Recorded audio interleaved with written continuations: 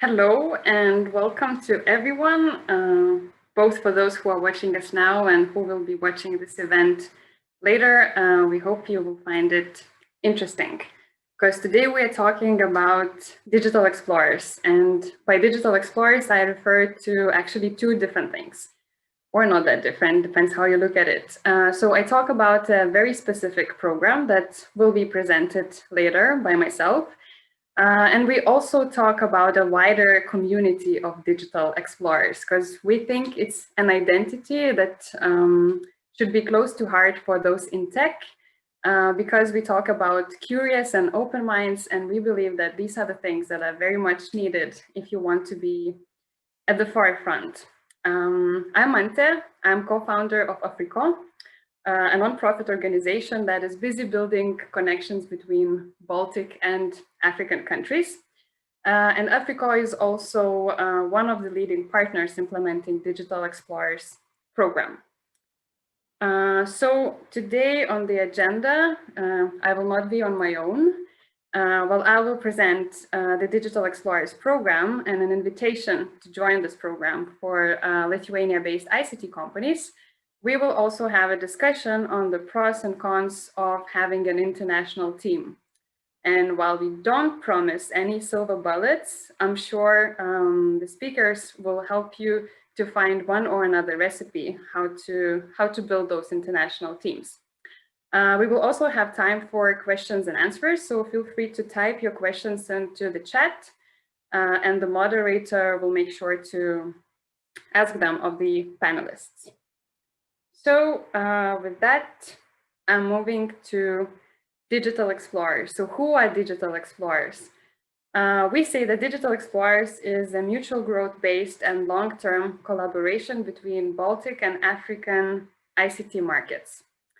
To be more precise, at this particular point in time, it is an European Union funded pilot project that aims to connect Lithuanian ICT companies with Nigerian ICT talents with an idea to give growth for both sides. So Lithuanian ICT companies need talent, while Nigerian ICT specialists are eager to find opportunities in the international environment and to build their career.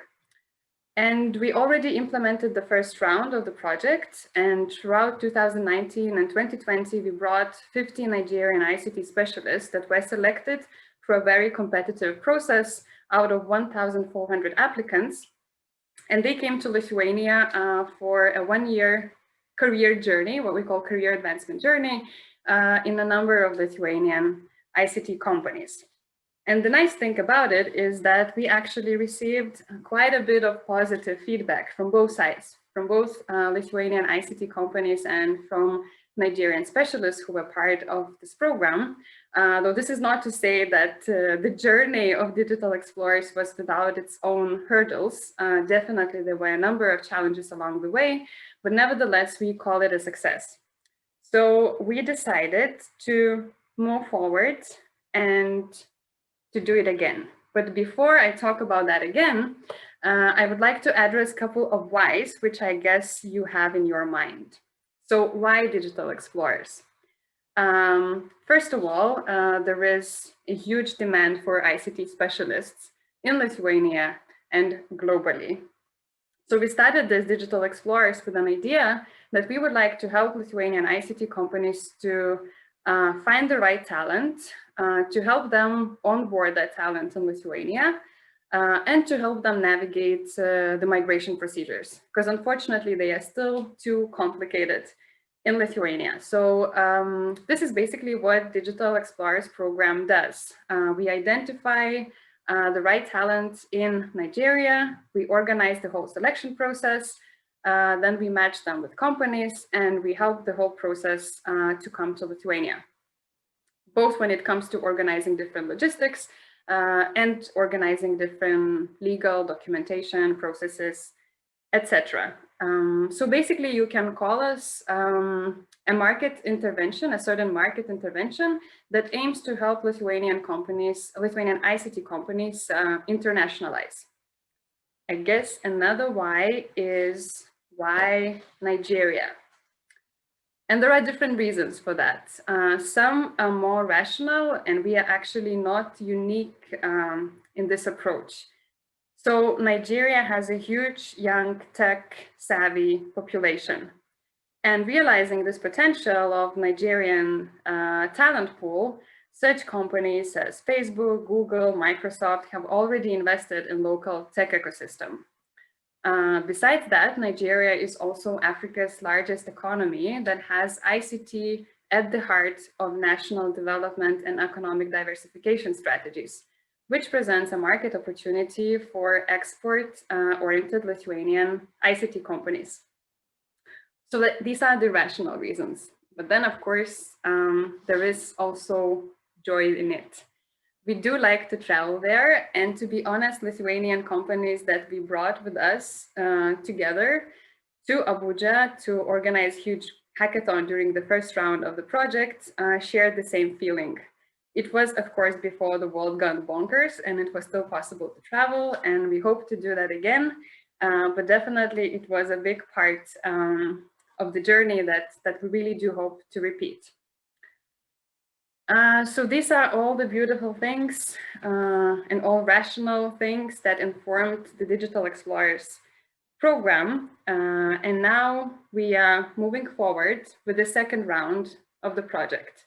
And we are focusing this time on specifically data analysis, data science specialists, and we focus specifically on young Nigerian females. Well, for different reasons, again, because we want to increase diversity in tech, both by bringing Nigerians to Lithuania, but also creating more opportunities for young women in tech. And we are very excited to partner with Turin College, a data science career school, for this part of the program, because they will be providing very intensive training to participants of the program.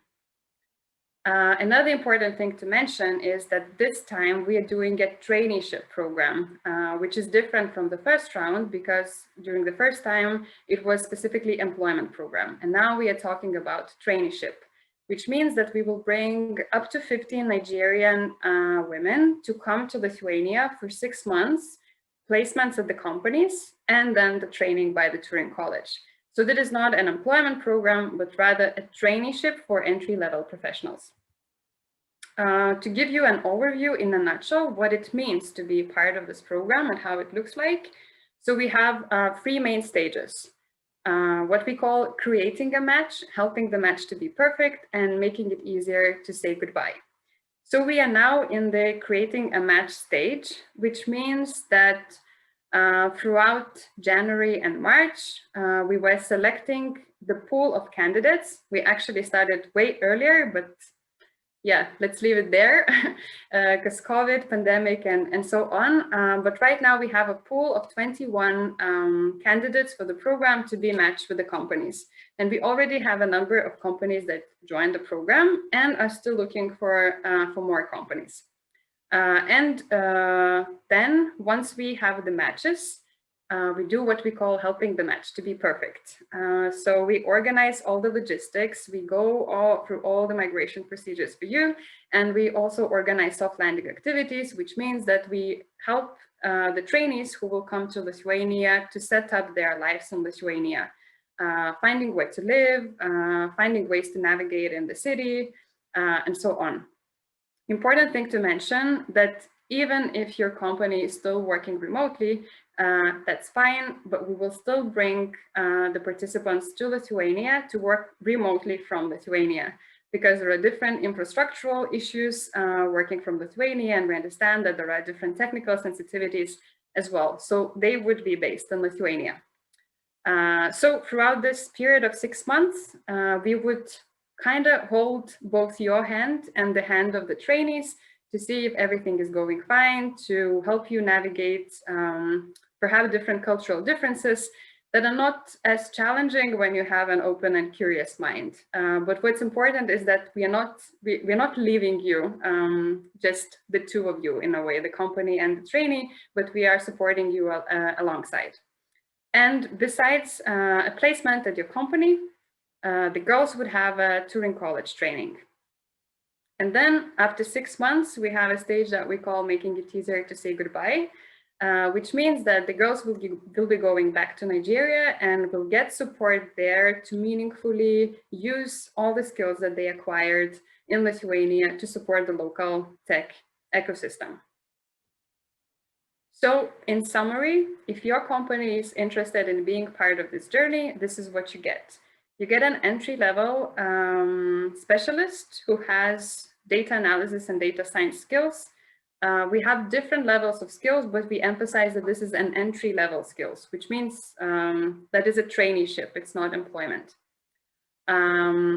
This trainee will spend 6 months at your company alongside receiving training from Turing College, which means that her skills will be getting better and better throughout the 6 months.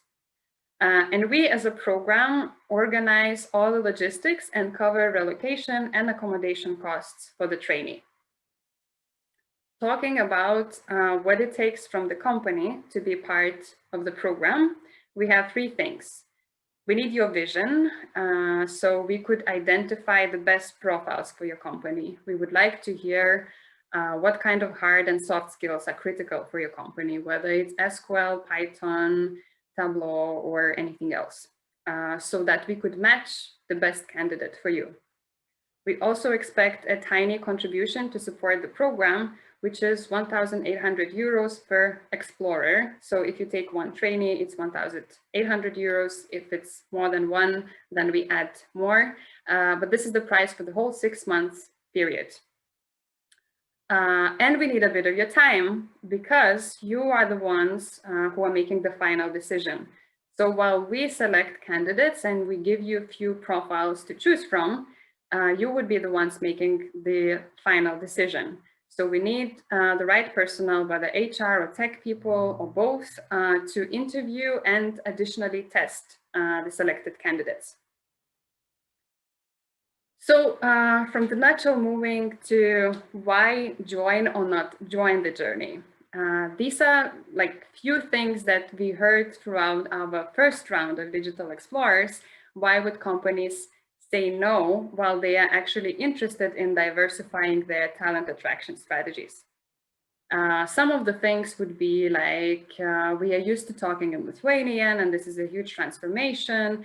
Maybe in 2 years, or maybe, you know, when you are implementing the 3rd or the 4th round, we will be ready, but now our team is skeptical. Or Nigerians just sound way too unfamiliar.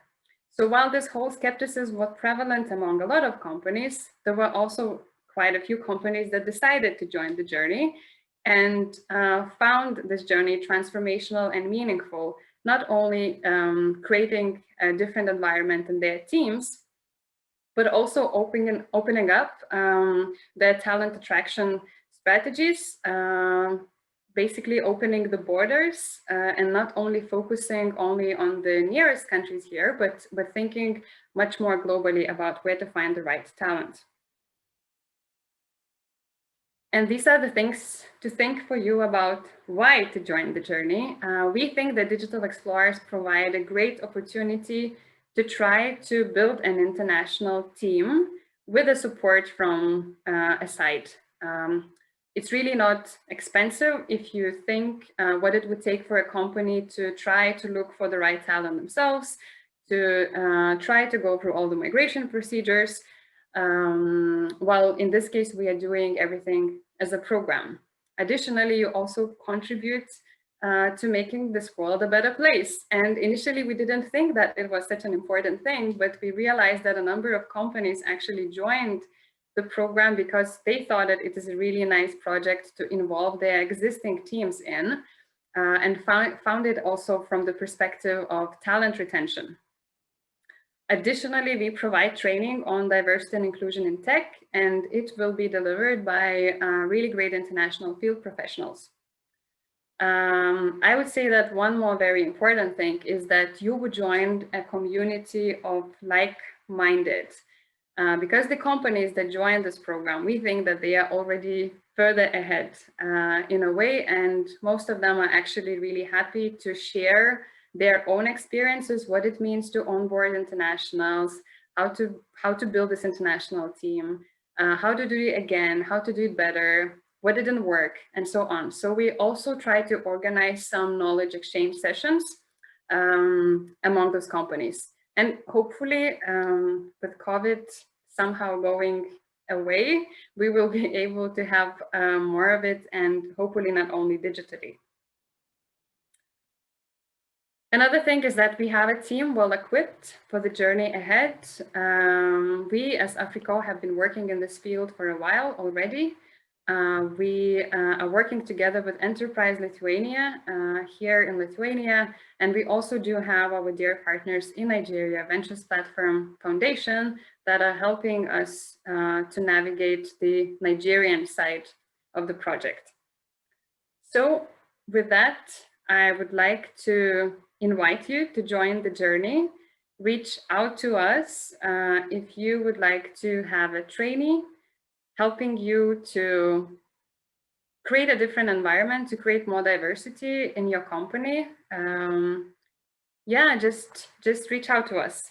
And with that, I'm giving a word to my colleague Kristijanas, who will expand this conversation to a broader sense in a way, and will bring more perspectives on what it means to build an international team.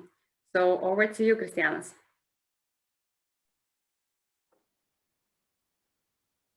Thank you, Mantė. Hopefully now everyone is well informed about the program and is very eager to join our journey. Though I do encourage you to be patient for just a little while longer, and I will remind you of the program at the very end. As Mantė presented, my name is Kristijanas Kaminskis. I'm a project manager at AfriKo. And today I will be the moderator of the discussion, the pros and cons of having an international team and what it takes to become one. Now, to give you some context, though I'm sure that many of you are aware of this, I think it's fair to say that in the past decade or so, Lithuania has enjoyed quite some success in becoming a sort of a digital hub, attracting globally known companies to our shores and being recognized in various international rankings, which praise our digital literacy, our infrastructure, our efficiency in doing business, and all of the other important metrics.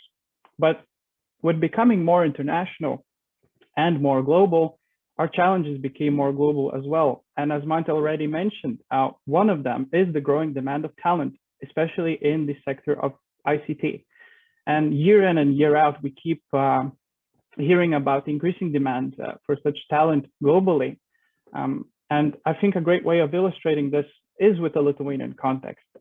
There was a study conducted by Infobalt and Enterprise Lithuania, which found that in 2020, the ICT sector already lacked about 20,000 employees. For a relatively small market like ours, that is a lot. And with global competition getting more intense by the minute, especially given the fact that, given the current circumstances, where you can now work from the comfort of your own couch in just about any place in the world, we will need to search for new and innovative ways of filling these vacancies. Therefore, such demand has pushed the horizons of talent search and encouraged companies to look beyond national borders. Well, at least it should, in theory. In reality, though, international talent makes up a very small number of employees in the ICT sector in Lithuania, about 2.3% to be exact. Moreover, companies might be reluctant to look for or hire international talent in the first place. Why?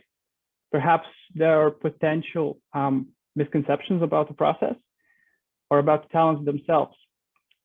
Maybe the task of creating an international team is seen as too difficult and not even worthwhile. These are some of the questions that we wanted to tackle here today on this late Friday afternoon. Having seen the process from various sides during the Digital Explorers program, we wanted to share and discuss some of the recipes that we have concocted and maybe clear out some misconceptions about the realities of being in an international team and what it takes to become one. Now, in this journey, as in all AfriKo's journeys, I will not be alone. And Mantė already showed you a sneak peek of who is going to join me. We have gathered a cozy and a uniquely experienced panel who can offer their perspective on the issues at hand. So let me, with a round of silent digital applause, welcome Ajibola Ladoja, Assistant Manager in Customer Analytics at Pricing Operations and Analytics at Western Union, once a digital explorer herself. Leila Mustafajeva, International Recruitment Expert at Work in Lithuania.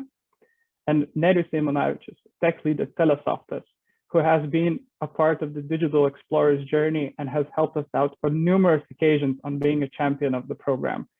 So welcome. Thank you for joining the discussion. For the viewers, feel free to post your questions in the chat box. We plan to have a Q&A session at the very end, or I will slip the questions into the conversation as we go along. So Leila, let us kick things off with you. As an international recruitment expert, you monitor the situation of talent attraction. So given the growing demand for specialists and companies needing to recruit more, has the situation in the past several years in terms of companies being ready for talent and inviting more talent, has the situation changed in any way?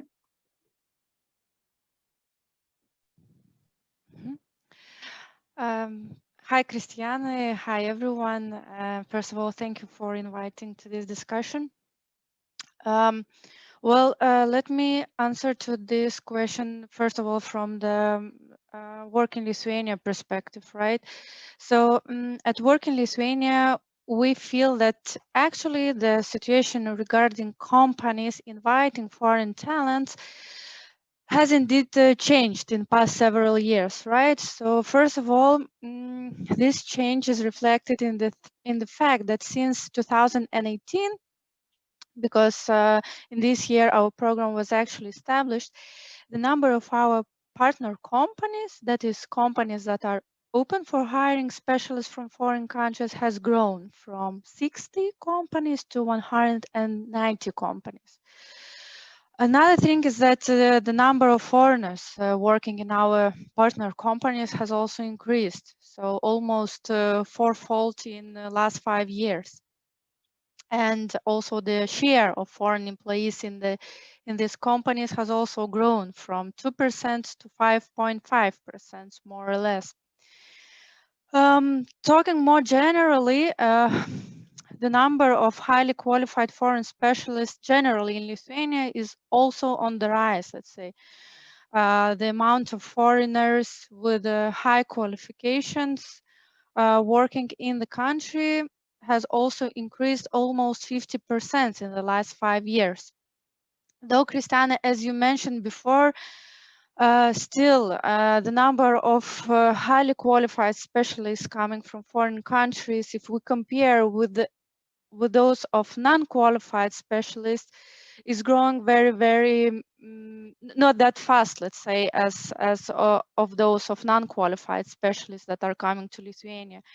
Therefore, we really feel that there is a lot to do in this field in order to help companies in Lithuania to be more prepared and to become more open for foreign specialists, to be more prepared to attract highly skilled specialists from foreign countries, and just to be really ready to compete on international scale for those specialists, I would say.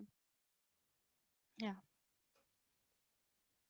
I think one very important aspect that you mentioned is the disbalance between the highly qualified specialists, the number of highly qualified specialists, and the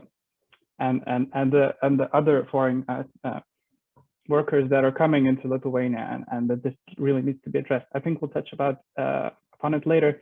Now, I want to turn to Nerijus as being one of the companies that was indeed ready to compete for talent and was ready to join. I think, like a lot of things in life, in order for them to be successful, motivation and clear goals are required. So from your perspective, why did Telesoftas join the Digital Explorers program, and were there any specific motivations or reasons that you have, or goals even? Yes, hello. So from Telesoftas, there was like single clear goal is that we need more people to work with us on our client projects. and that was one of the opportunities that we took to get more people on board, and we were open to all the challenges or all the benefits that this experience will bring us. And as we saw in experience, it actually gave us unexpected results from the whole journey afterwards. So motivation was clear. We need more qualified resources, the ones that can work in a team, can do the job well. And this program showed that Nigerians are well suited, I guess, as the rest of the world, to work with us, to work in IT sector. Speaking about Nigerians being ready to work with Lithuanian and probably international companies as well, and continuing on the topic of motivation. And from your standpoint, Ajibola, as an international talent who sees the other side of the process, now we're speaking about Lithuania in general, Telesoftas sort of motivation of bringing in talent to their team. What motivated you to seek international employment and join the Digital Explorers program?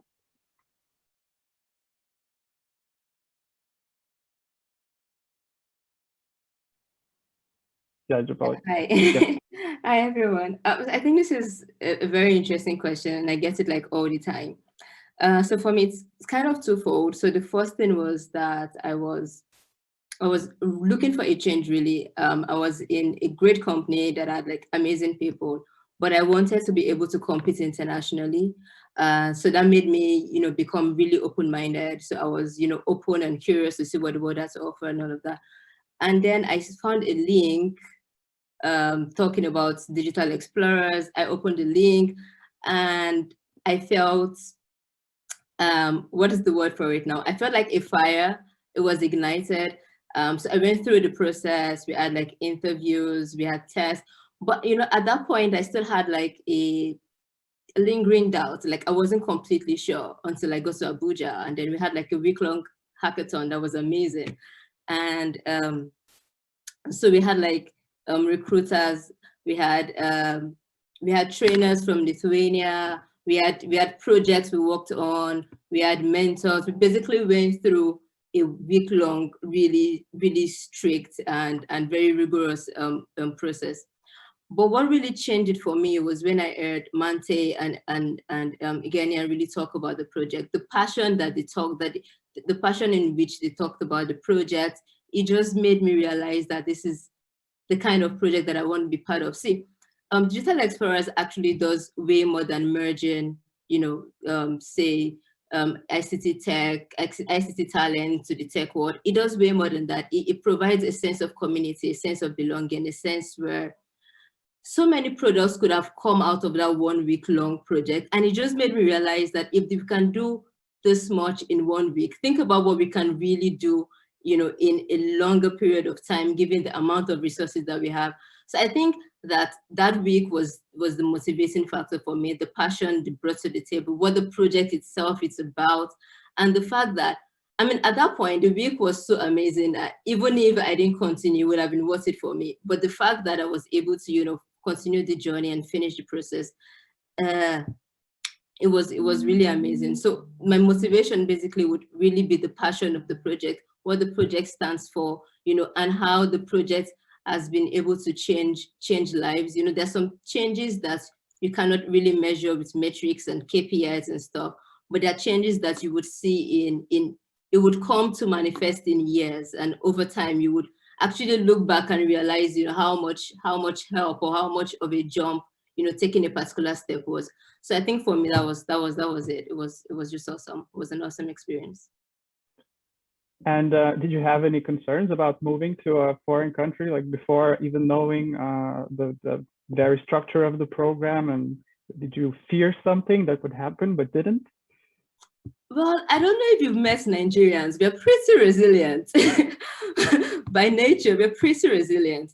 So I think for me, Well, of course, I had the doubt about, would I really be able to integrate with these people? Would I be able to understand their culture? Would they understand mine? How would we get rid of, biases, both conscious and unconscious, and all of those things?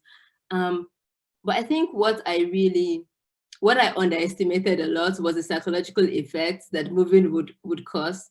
But then, and that's again what, a community like Digital Explorers then helped to solve, right? Because you then have people with shared experiences and, shared backgrounds and shared beliefs, and it just helps to sort of take away that part. So was I scared initially to come? I had a bit of a lingering doubt, but I still had this belief that, whatever it is, I'll just take one day as it comes, and I would sort it, and I would, just go ahead. Like, the usual Nigerian spirit, yeah. And that's what I did. Nerijus, if I may, I will come back to you. Speaking about making the leap, right? Participating in something that is not really known. And welcoming a foreign colleague might be a challenging process, especially if a company has not experienced it before. I know that Telesoftas did have a couple of colleagues, right, that were foreign nationals, but as participants in the program and we're having worked with international talent before, what adjustments, if any, you had to make when preparing to onboard foreign talents, and what were the main challenges, I would say, that the company as a whole, or you as a team lead, had to overcome during the program? Yeah. So as time showed, we were quite well prepared for such a challenge. So we had our communication in English, like public information about what's happening in the company. We were working with English-speaking clients, like mainly working only with them. And that was a success factors for us, onboarding and integrating digital explorers to the company and to the projects. And like if we search for problems or search for challenges, so those were more on teams that digital explorers were integrated in than for us as tech leads or team leads, because Nigerians were really open to our ways of working. They already were like working with the right attitudes, but maybe their working environment in Nigeria was not prepared for such like quality or the cautiousness that we take in order to build software that holds and stays there for longer. So from all perspectives, the match was good, and as Ajibola mentioned, it was lots of unknowns for them and for us as well. One of the reasons why we decided to go to Nigeria and see who are they in person, because there was a lot of unknowns, and just going there, being with them in trainings, being with them in a hackathon helped us to know them better, to build the trust, and that turned out really great. So all the challenges that we had when we were in Lithuania was just fun to tackle. So the experience in Nigeria and probably meeting the people, right, sort of helped you disperse all the fears or sort of overwhelming things that you had before, right? Yes, of course, because their profiles were really, really broad. They were doing one other thing and then completely different again, and you could wonder why this applicant is in Java profile or something, and you were not sure. And then meeting, talking in person, that actually solved all the mysteries. Yes. Leila, speaking about Telesoftas and their readiness to invite foreign talent. They are an example, right, of this sort of being ready and readiness. But not all companies might overcome or want to overcome the hurdles of welcoming foreign talent. So in your perspective, what could be the main reasons for companies not to hire or consider hiring foreign specialists?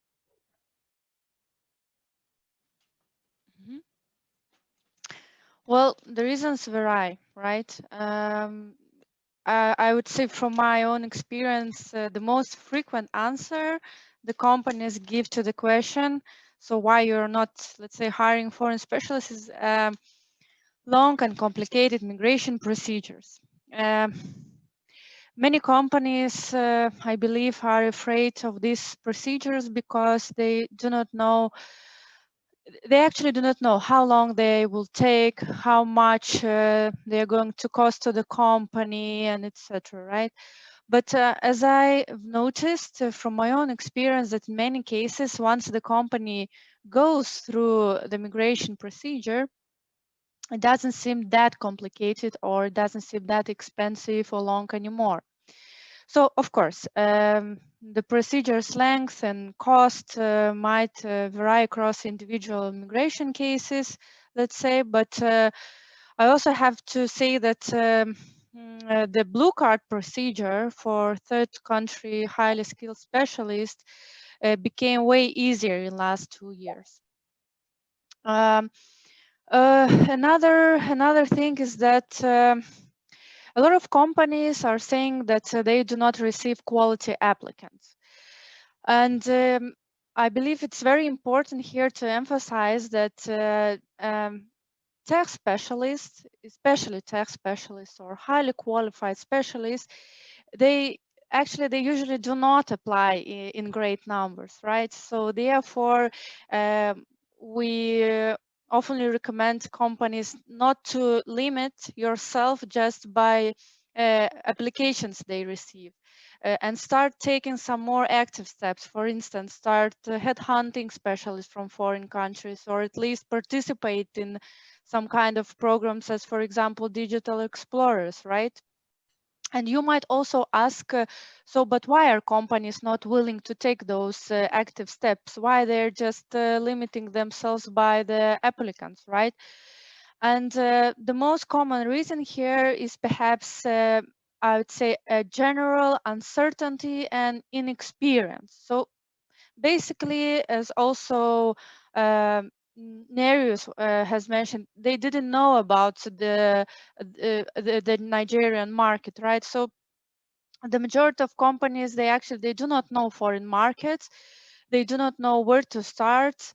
It is difficult to screen the candidates properly. It is difficult to trust their experience, their background, since they have no experience and have no knowledge about this foreign market.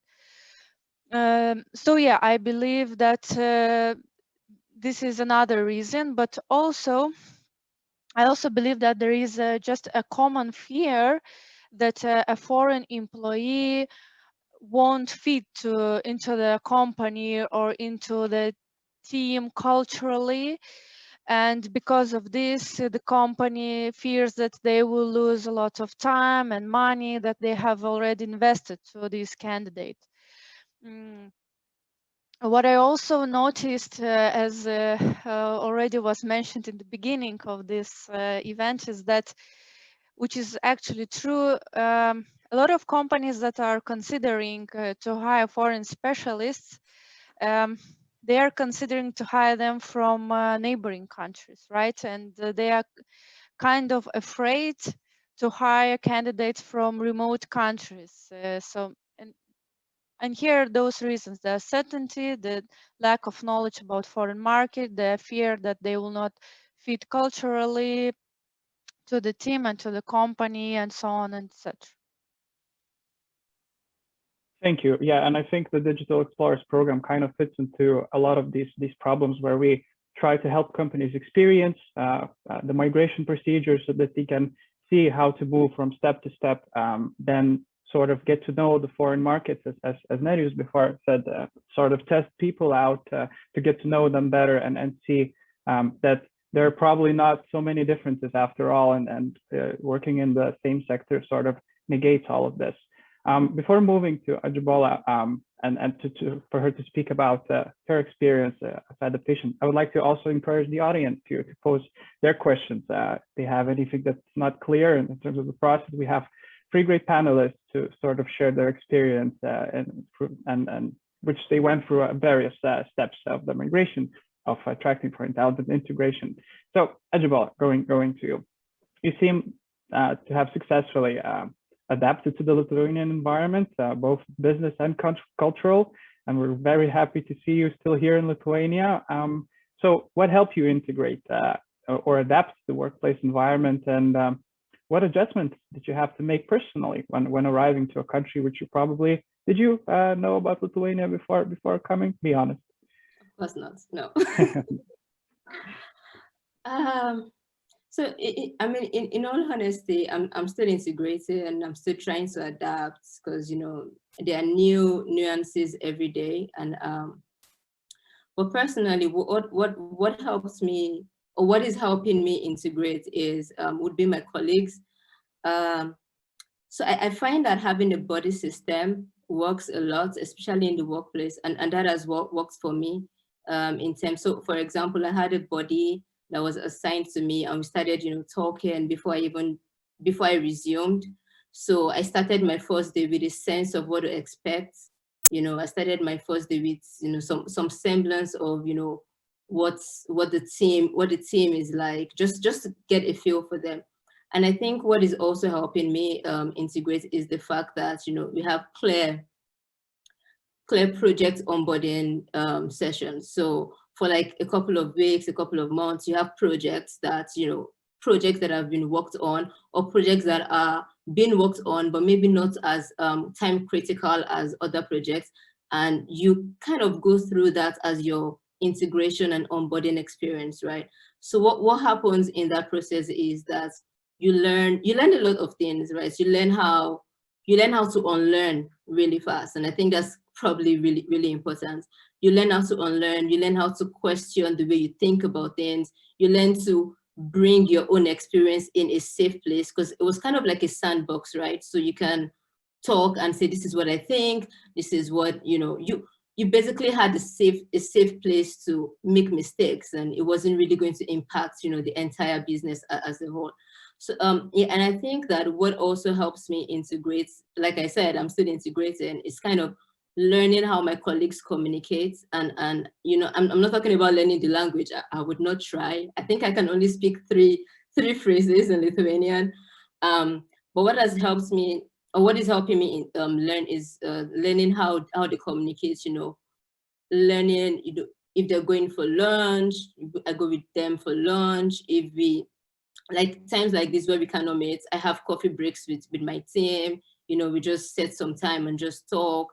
But what I find that helped me integrate the fastest was value creation, right? So usually what I did, or what I usually do, is find a small area. It doesn't even have to be anything big, just a small area that has a bit of problem, think about a solution, and say, oh, this is what I think about this, and what do you think? And in doing that, it helps me with 3 things, right? It helps me to feel like I'm a part of a team, right? It helps me to make mistakes, and then they say, oh yeah, that makes sense, but this is what we think, and this is how we would do it here, and then it also helps me show initiative, right? It gives me some sense of ownership and some sense of belonging, and all of those things. It's an ongoing process, really, because you can't claim to, like I said, I'm still integrating, I'm still adapting.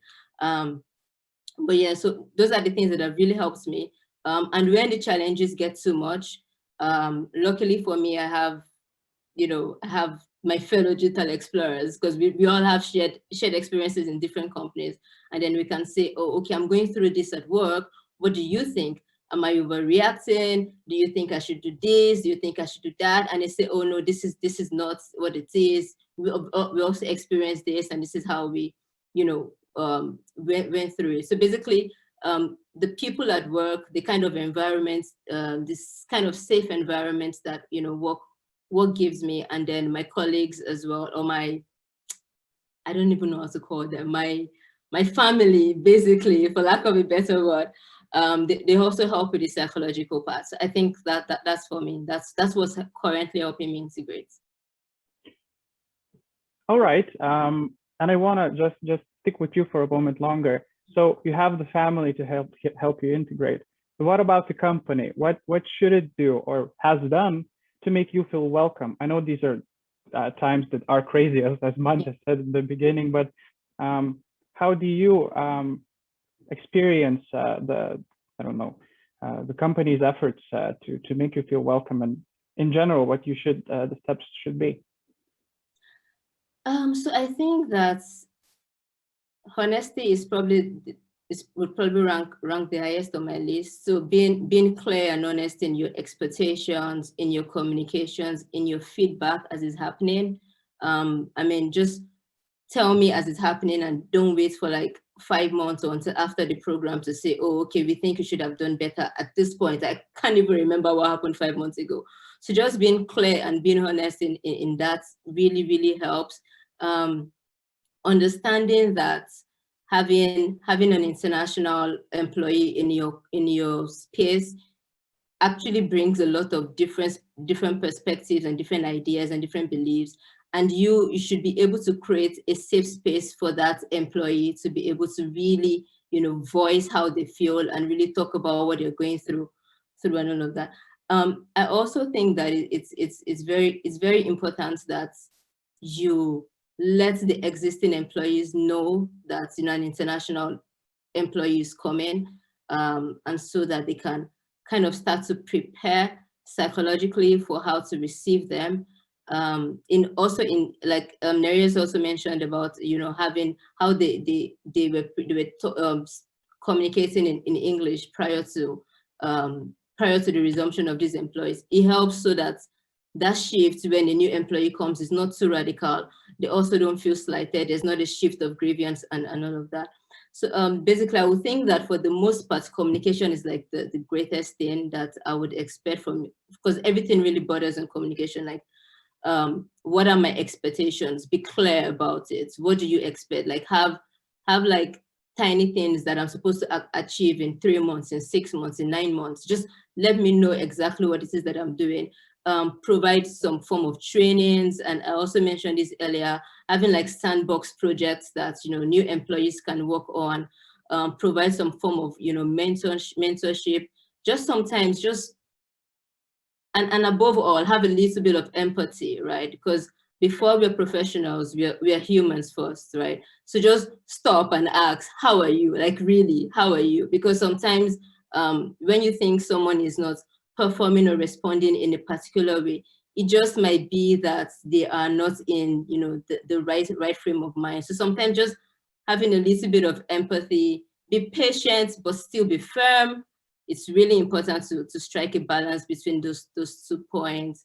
So I think for me, it's a lot of the technical skills, but also a lot of the soft skills. So, and I think that Telesoftas actually, they've done like really good in that aspect as well. So just being able to, you know, have people that are more like tech leads, for example, that would probably, you know, hold their hands and guide them through the process. I think for me, the combination of the tech requirements and the soft skills would helps me. It made my life really, really easier. Nerijus, I hear Telesoftas being mentioned by Ajibola, but I will come back to you in a second. Firstly, I wanted to ask Leila. So we heard about the readiness of the company, like what are the necessary steps. So it would be interesting to hear, like in a general perspective, how should a company prepare hiring foreign specialists? Maybe some experience, firsthand experience, what you have, questions that you received or helped somebody in this regard.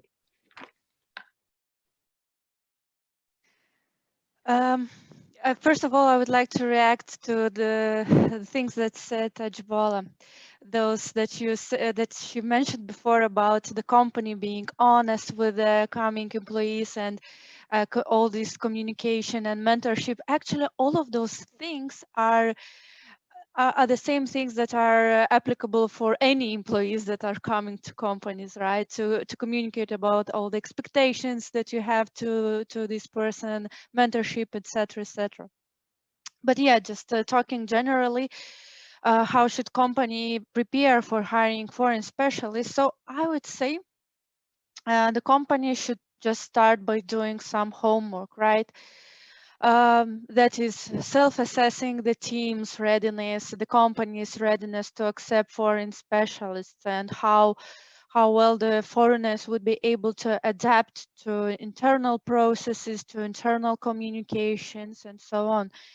So the company should actually evaluate what tools the company has to integrate the international colleague. And not only to the company, but also into the life in Lithuania, right? So, for instance, the company should think about how to help with such basic things as to help with find a home, or maybe this person is coming with his family, so integrate family members, maybe offer language courses or so on, right? But also they should think about those soft lending, right? So providing a mentor, providing, I don't know, maybe some kind of courses to prepare the team, also to accept and to be open for international colleague. But also there are some other kind of things as that companies should consider. For example, how they're going to recruit the foreign specialists, whether they're just going to post a job ads or they are just doing some more active recruitment steps, whether they have a budget for a recruitment agency, or perhaps they're carrying out a recruitment in-house, whether they're ready to establish a budget for a relocation process, or they are ready to do it as well in-house. What kind of a budget would be for the relocation process? So there are a lot of things the company has to, let's say, self-assess, has to prepare and think about.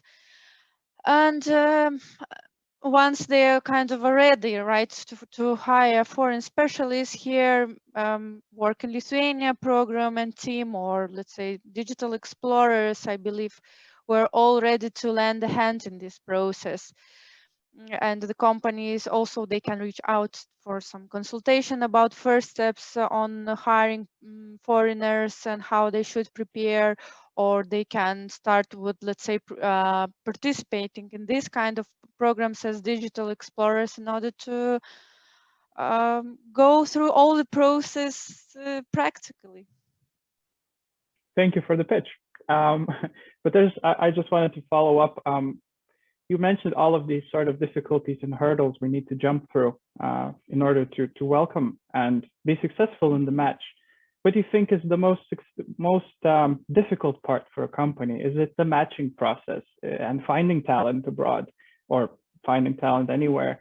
The hiring process, probably with all the technicalities with the migration, or the last part is sort of the integration and learning how to work with each other. What do you think is the most important and difficult one? Well, I would say definitely all this relocation process and integrating the employee is the longest process for sure. And as Ajibola mentioned before, she is still kind of integrating to the life in Lithuania, right? So it's the longest process, and it's the process that requires a lot of kind of soft landing things, right? It's not just because the migration process it's nothing apart just to make all the documents right. So it's more like hard kind of things that you have to do, and that will take you, I don't know, 1 month at least or something like that. The recruitment process, well, I would say if we're talking about the recruitment in the sense of publishing job posts or in sense of headhunting, it is the same as you do here in Lithuania, right? The process itself looks more or less the same. So yeah, I believe that all this landing, the employee relocation process, the integration him to the team and to the company and to life in Lithuania, it's the longest, therefore it can be most challenging process for the company. Okay. So speaking of challenges and being successful in talent relocation, welcoming them, Nerijus, I've kept you waiting for a good reason, because I wanted for you to share the benefits, because you clearly did not have any problems. You made all the necessary adjustments, and you even went to Nigeria in order to really select the best people. Of course, I'm kidding, but it seems like you were really successful in the entire process, and I wanted you to share now, having the time to reflect all of this. What were the benefits of welcoming new people from a market that you didn't know much about, and probably in general, what could be the benefits of working with internationals in your team?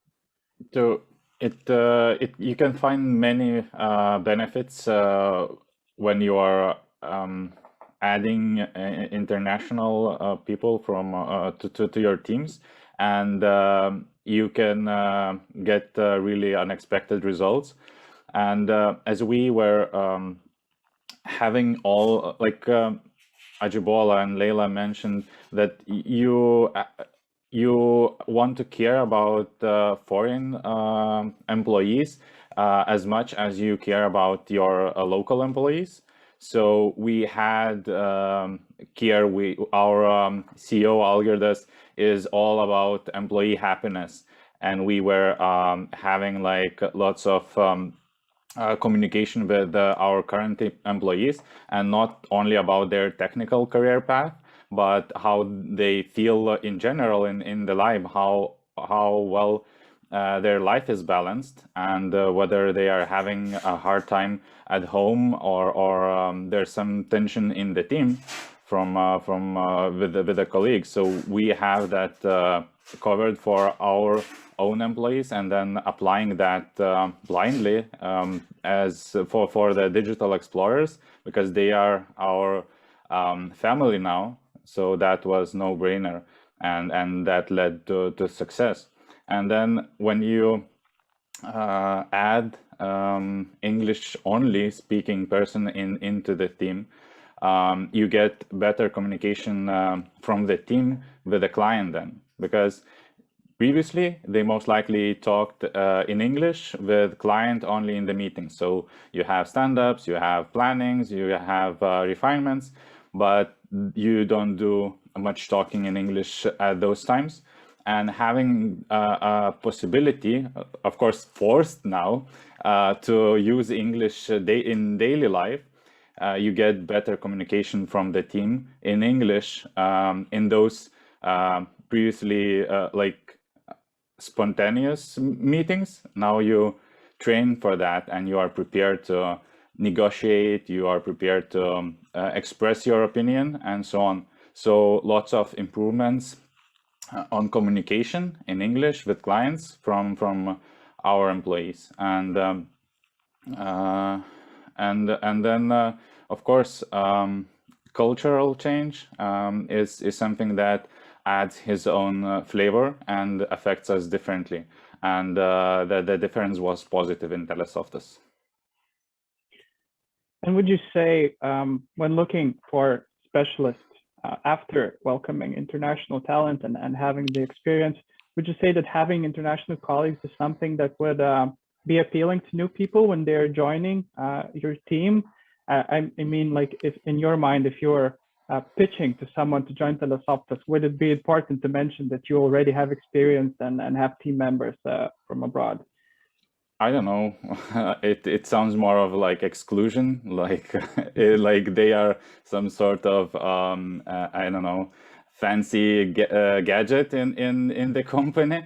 So for in general, for me myself, if someone would be talking about their company and they would somehow mention the fact that they are international, not just because they have I know their office in different country, but that they have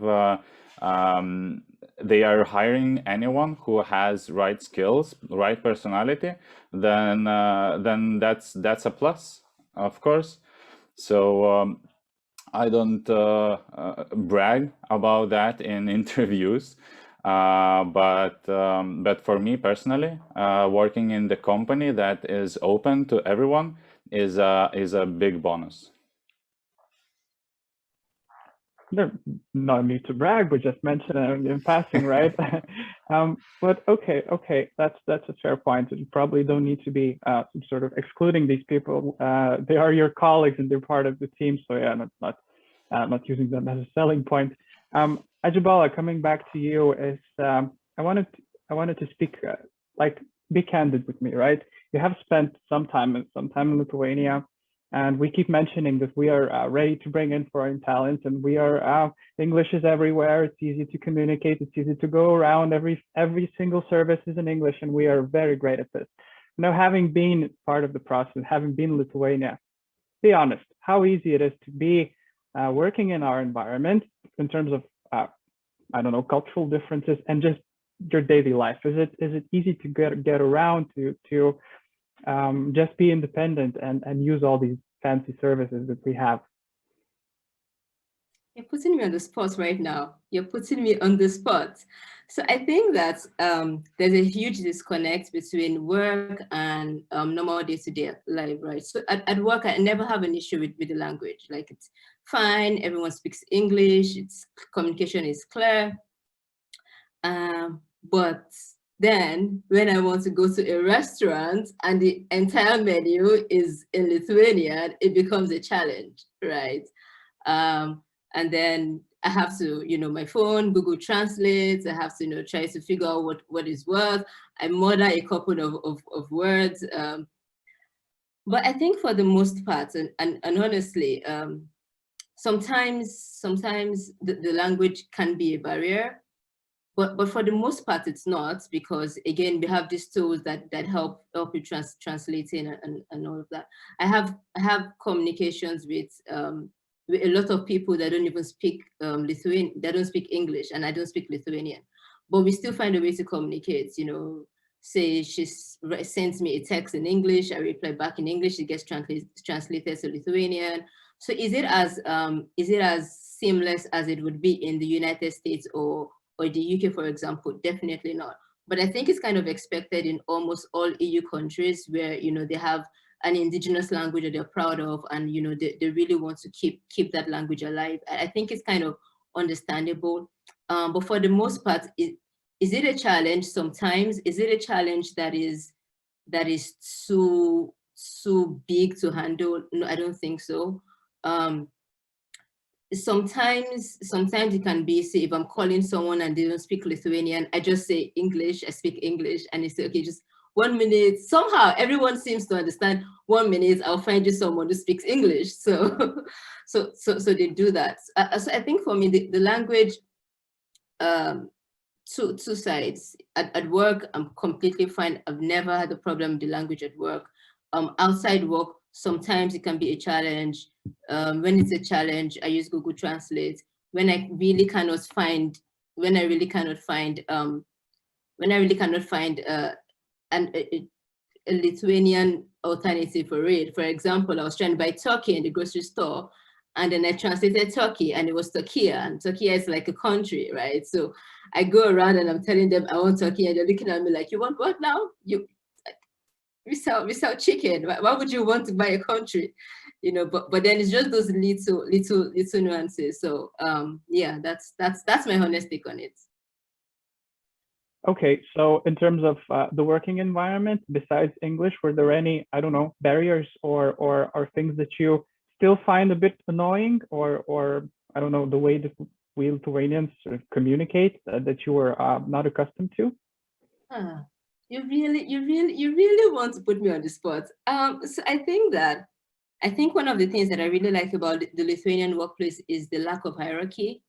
So there's a lack of hierarchy, but there's still a strong sense of respect. So you can have 5 people sitting, but you can never tell by just looking to see who's the boss or who is the the tech lead. You just can never tell, right? And that is a bit, it's very different from how it is in Nigeria. Nigeria is really hierarchical in nature, so you sort of need to know, oh, who's the next person, is the next person, and all of that. So I think while that is an advantage, what I've found, or what I've found is that for you to really get communication, you sort of have to ask, you know, well, at least in my experiences, you kind of, you know, have to ask and say, okay, you know what, be honest, tell me, I can take it. Like, I'm not an egg, I'm not going to break, I promise, I can take it. So it might also be the lack of hierarchy that then makes it a bit harder for people to, you know, really give feedback. And I mean, sometimes, yeah, I want to know when I'm doing well, but I also want you to be honest with me when you think I'm not performing well, because ultimately I also want to be better. So if you tell me I'm doing well all the time and I'm really not doing well in some places, but because you are a bit skeptical about how I would take it, then you don't tell me, it kind of, you know, it's just not good for me, like professionally. It just doesn't help me. It doesn't help me, it doesn't help the company, it doesn't help you, it doesn't help anybody. So and I think that's, especially considering the fact that as an international employee, you can't really read the little subtleties that people leave. Like, say, if I'm talking to a Nigerian, for example, and I'm saying something that doesn't make sense, I can tell from their body language, like, this doesn't make sense, right? So it's a bit harder for me to get all of those different nuances in when I'm talking to Lithuanians. It's a bit harder to read between the lines. So, you know, just being really clear and that's why, back to, you know, what I said at the beginning about being clear and just being open, just tell me, like, really, just tell me. But yeah, that's probably it. I didn't want to put you in the spot, and even if I did, you avoided it perfectly. So thank you, an honest answer from you. We have a question from the audience, and just wanted to slip it in because I think it's quite relevant for this part, and it's for Leila. And you touched a little bit about this before, so I just wanted to direct it to you. What specific attributes or qualities and skill sets are Lithuanian companies looking to hire for? And this will become easier as we go along. Is it the same whether they are foreign or not? So are the skills sort of applicable to both foreigners and Lithuanians alike? And finally, what career levels are more appealing to Lithuanian companies? So we tend to speak about a lot of the time, we tend to speak about that companies in Lithuania lack senior specialists, right? But what we do often overlook, I think, is the fact that most of the specialists are probably mid-level, and they sort of fall through the cracks during the migration procedures, during the blue card procedures, and we tend to not pay so much attention to it. So what do you think from working Lithuania perspective? So what attributes and qualities or skills Lithuanian companies are looking for, whether they are the same for foreigners or not, and the levels that we are looking for as well?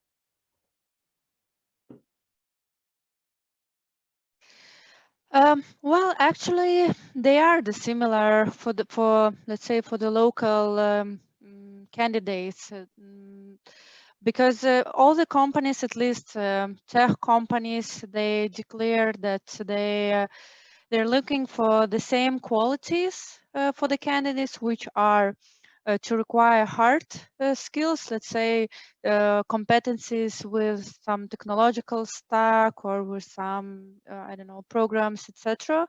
And requirements for the soft skills.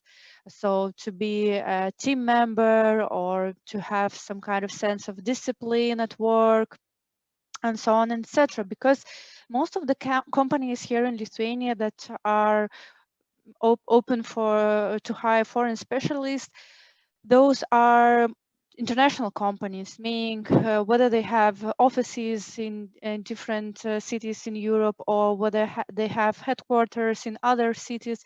Therefore, more or less, they're trying to build the same culture in all of the offices. That's why they declare that for the company, it doesn't matter from which country the specialist is coming. They're only looking for the same hard and soft skills. And also, since their internal communication is in English, as I said, because those companies are international, so they do not require, let's say, Lithuanian language. So So yeah, basically those are technical skills and to fit into companies and teams culture. And what about the level of seniority? Is it true that most of them are looking for senior positions, or is it just a misconception? Mm-hmm. Well, not necessarily. What I have to say is that most of the companies, they're not looking for junior specialists because they believe that they could find those specialists in the local market. Though they are looking for mid and senior specialists, but mostly it also depends on what kind of tech stack they're looking for. For example, there could be some kind of technology that they are not able to find in the Lithuanian market. Therefore, it doesn't matter if he's senior or if he's at least 1 year or 2 years experience, the company is already ready to go and to look for those candidates in foreign markets. Or if it is very niche, for example, kind of specialty, therefore they're already ready to go to look for foreigners. Okay. I wanted to direct the next question to both Nerijus and Ajibola, and I think I'm going to start with Nerijus. Ajibola, if you don't mind. Having been talking about all of these different aspects of needing to be ready to adapt and to go for all of the processes that is required to welcome a foreign national, is probably still quite difficult, right? Or at least in the beginning. So my question to you guys is, what support should programs like Digital Explorers or Work in Lithuania offer to companies in terms of Nerijus and talent in terms of Ajibola for the match to be successful? Like, what should these programs offer you in order to make the process easier? Or I can put this question alternatively. What should be different for you to do this on yourselves in the future, like to travel, to change, to welcome foreign talents, or in terms of Ajibola, I don't know, to find new job placements? What would you need from us and from the government agencies, probably in general? So, for what we as a company need, or what others would need, is an environment created, as Ajibola mentioned, safe environment to onboard, to learn the ways to work. Then we as a company, or anyone as a company, want a safe environment to try this out. And Digital Explorers created that environment, helped us to experience what we were what was unknown for us. So they gave us opportunity to go to Nigeria. On our own, we wouldn't be doing that. It would be way easier to go to Poland than to go to Nigeria with the same mission. And then having an event in that country, that's also an unique experience that was created, and it would be hard and would require lots of resources from the company to create such environment, to put such an effort, to go through lots of CVs and then select some to participate. So all this environment created by Digital Explorers was invaluable for us, and was most likely one of the factors why we went with lots of Digital Explorers. And then if we talk about when we are at the home, then the migration procedures is something that was really good. That there was someone at Digital Explorers to help our administration to deal with this migration, and we are using that experience for the future, and we will use it definitely. And then for some companies that don't have communication transformed to English or bilingual, to be like Lithuanian and English, then help from such an organization as Digital Explorers, as AfriKo, would to make that transformation, to make it smooth, to I don't know, maybe put priorities, what should happen first in order to make that transformation as smooth as possible, is something that would encourage more and more people to join. And as you with the experience, telling like really clearly for the companies that want to get foreign talents, that you have to give feedback and honest feedback so that your candidates can adapt. Because if you're just feeding them what they are good and that's it, just afraid of hurting their feelings or so, you are not making yourself a favor, and you are just making the situation worse, because without clear feedback, the employee cannot grow and cannot adapt. And even if he or she would be willing to do that, they don't have data to work on. So I think this inner communication, including the feedback to the employees, being part of that, having experience, is something really, really beneficial to the companies that want to go. Thank you, Nerijus. Again, a true champion of digital explorers. And Ajibola, the same sort of question goes to you. What do you think with international talents would need? What kind of assistance they would require, and would this be possible without the interference sort of or help of programs that help you relocate and find opportunities? So would it be possible? Yes, definitely would be possible. But it would be so much more stressful. It would be so much more stressful, the international, the bureaucracies, the finding accommodation, finding an apartment in itself it takes so much of a psychological effect. Getting around the city, because when we came in, it was Digital Explorers. We literally just moved in because they helped us, source apartments. They figured out migration. They went through a lot of the hurdles to get us here. We had like the SIM cards and bus cards and tickets. We had a list of places we could get food, places we could, like stores. We had like an extensive, amount of, how much you would spend in a typical day, how much you would spend in a typical month. But basically they went through a lot of this process. And is it possible on your own? Definitely. But the stress, it would have taken us so much more time to integrate if we had to do this on our own. And I think that if I have to move to a different country, just the thought of that alone is crippling. But yeah, so that's obviously what I would suggest for specialist companies like Work in Lithuania, Digital Explorers.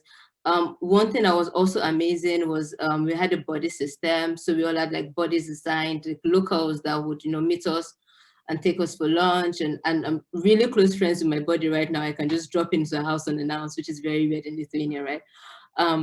But yeah, so I think that the buddy system helps, because I mean, as much fun as it is to move to a different country, there's also a lot of psychological effects, and that is what I think Digital Explorers really try to reduce as much as possible. And that's why the buddy system worked. We had frequent calls to just say, how are you integrating? How are you feeling? How are you at work?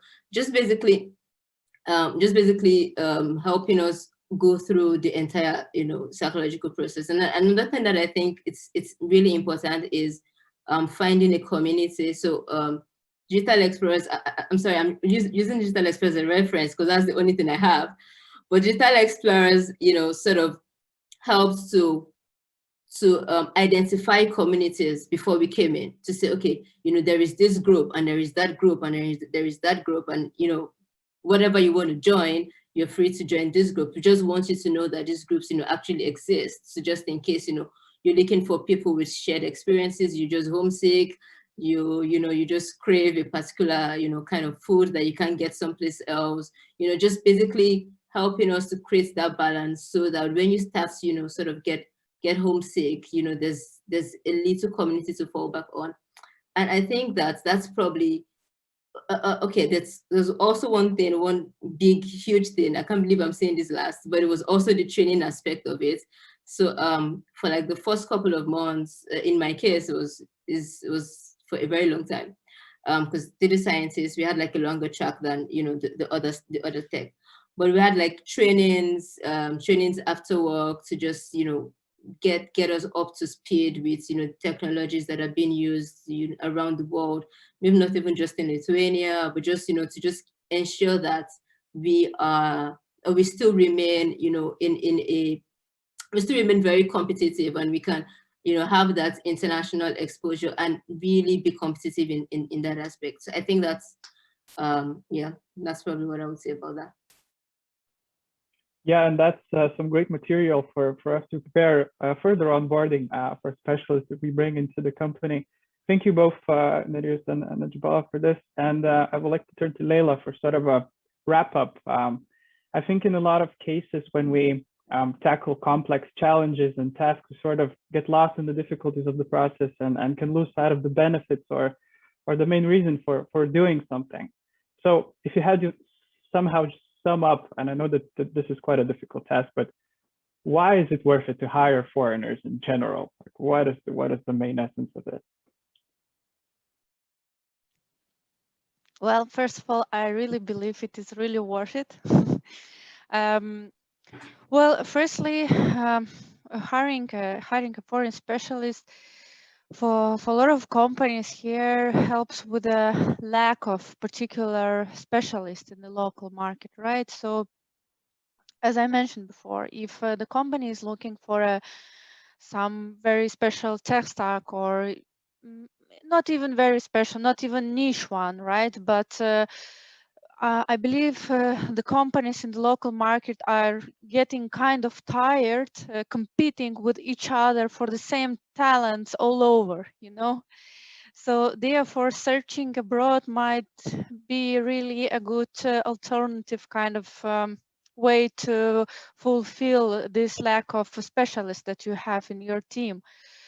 Also, this is the shorter, let's say, route than growing a specialist from junior level in the local market to the mid-level or to senior level, which can take you like several years to do that, instead of going straight to the foreign market and searching for the candidates there.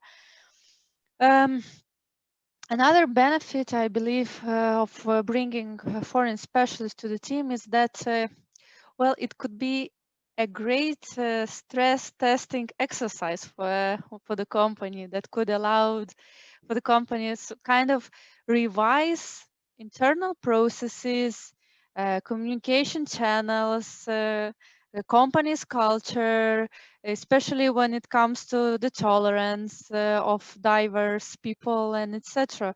Because one thing is what a company declares, and another is just go practically make a practical exercise and kind of revise all this stuff. What else?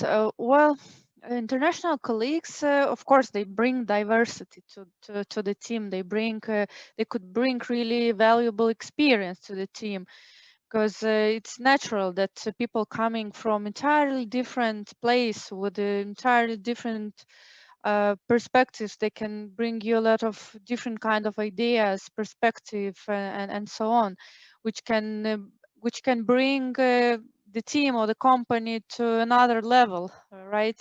Once you blend the ideas and perspectives of various cultures and so on.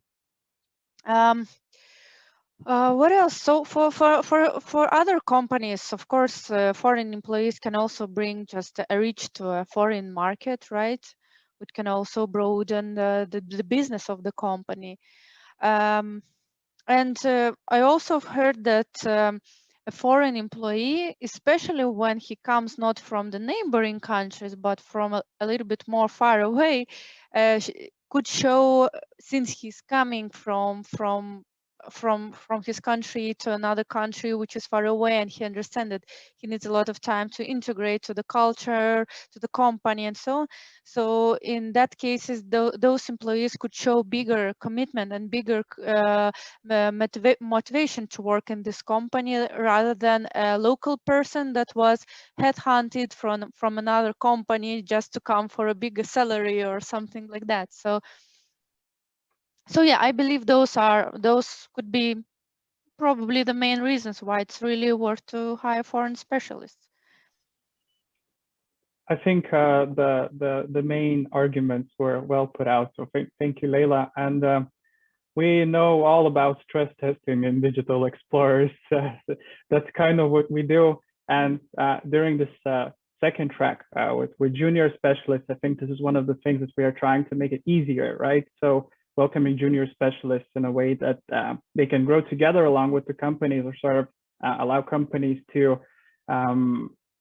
integrate them more seamlessly, as Ajibola mentioned before, like to not relearn things, right, but sort of learn along the way. So this is sort of our goal, to make the entire process easier, sort of make allow the companies to have an environment to test themselves out and to see how they can not only make an effort to grow a local junior employee, but to also try out international junior employees as well. So just pitching the second track here.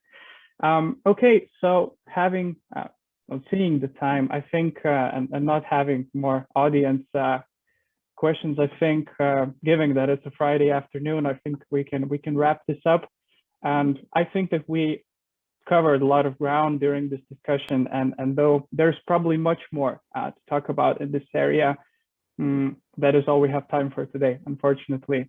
Thank you for the panel, for your great insights and recipes for working in an international team.